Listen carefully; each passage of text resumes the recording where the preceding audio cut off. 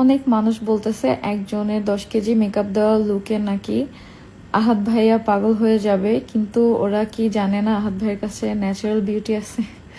আচ্ছা, এটা natural beauty বলো, মেকআপ লুক বলো, 10 কেজি মেকআপ বলো, 20 কেজি মেকআপ বলো, এগুলো কোনো কিছু ম্যাটার করে না। যেটা হচ্ছে আফসোস মানুষ কখন করে জানো?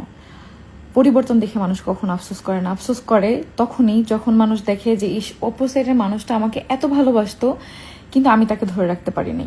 সে এখনো আমার জন্য কান্না করে, সে এখনো আমাকে ভালোবাসে, সে এখনো আমার জন্য লাইফে কিছু করতে পারে নাই, এরকম যদি দেখে কখনো, তখন ওই পুরুষ আফসোস করে যে ইস এই মেয়েটা আমার প্রতি এত দুর্বল ছিল। বা কোনো মেয়েও যদি দেখে তার হাজব্যান্ডের ধরো ডিভোর্স হয়ে গেছে বা বয়ফ্রেন্ডের সাথে ব্রেকআপ হয়ে গেছে, ওই ছেলে তাকে এখনো ভালোবাসে, তখন আফসোস হয় যে ইস আমাকে এত ভালোবাসতো, আমি তার মূল্য বুঝলাম না।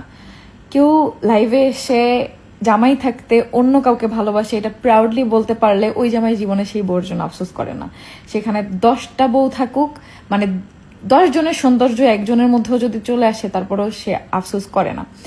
যদি এমন হইতো ধরো যে আমি তোমাদের ভাইকে ভালো না বাসতাম আর যে চলে গেছে সে তোমাদের ভাইকে ভালোবাসতো, তখন তোমাদের ভাই আফসোস করতো ইস আমি কেন ওকে রেখে ওর কাছে গেলাম না, ও আমাকে এত ভালোবাসতো আর যে মেয়েটা আছে এই মেয়েটা আমাকে ভালোবাসতেছে না, তিশা আমাকে ভালোবাসতেছে না, তখন তোমাদের ভাই আফসোস করতো।